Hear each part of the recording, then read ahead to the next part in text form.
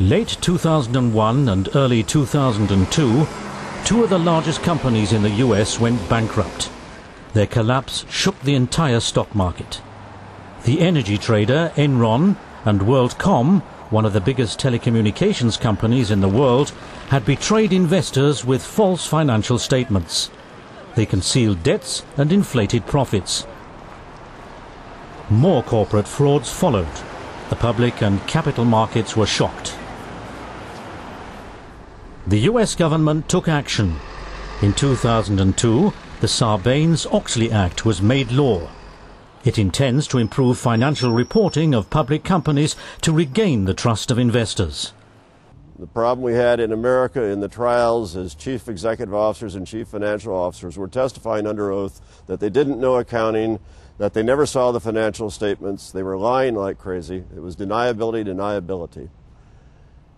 If you have a system in place, such as the one that Real-Time uses with SAP R3, you can actually show in the log who viewed which financial statements at what time of day, how long did they view them, who tried to view something or use something that they shouldn't have been looking at or trying to modify. Furthermore, they have BioLock, which is the only certified biometrics product available right now for SAP that gets into the use of fingerprints to end the deniability problem. According to the new law, every CEO and CFO of any company listed in the USA has to confirm that corporate disclosures do not contain untruthful statements. Also, they're responsible for the implementation of an internal control system. For most affected companies, this means extensive reorganization.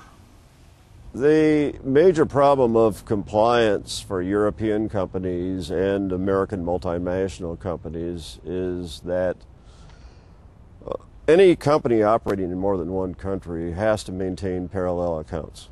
So you could have several parallel accounts that you have to generate reports in compliance with different standards. For Luka Mucic, head of global risk management at SAP, it's extremely important to talk to customers and partners about Sarbanes-Oxley. For him, SAP has a special position. As a company listed in the US, we have to follow the regulations of the Sarbanes-Oxley Act. But even if we weren't listed, we would have to comply because of the business we do. You see, SAP is very active in the US market, working in highly regulated industries. The public sector, for instance, or the pharmaceutical industry. While US companies have to report according to Sarbanes-Oxley rules for the second year already, European corporations have to comply for the first time in the business year ending on the 15th of July 2006. For E.ON, a global energy provider, this is a complex task. People always say all business is local, but this is especially true in the energy business because we have integrated energy companies in a number of different local markets. And each company has its own history, its own structures to deal with local requirements, and the regulations are different in each market too. To deal with this, customers like E.ON are looking at SAP for support. The energy provider is a pilot customer of SAP's MIC tool, which is part of MySAP ERP, which helps to manage complex control steps. Control, however, should not be an end in itself. What is Sarbanes-Oxley trying to achieve? It wants companies to act more responsibly in their process management, and it wants to achieve more transparency in their operations, so that investors can trust the numbers which are presented to them. The most challenging task for companies is compliance with Section 404. For the first time, the management has to document and test the processes and internal controls around its financial reporting. This assertion must then be confirmed by an auditor. A huge effort. The goal is to get a one-page certificate, but to get to this page it takes a huge analytical process. You have to look into the various operations.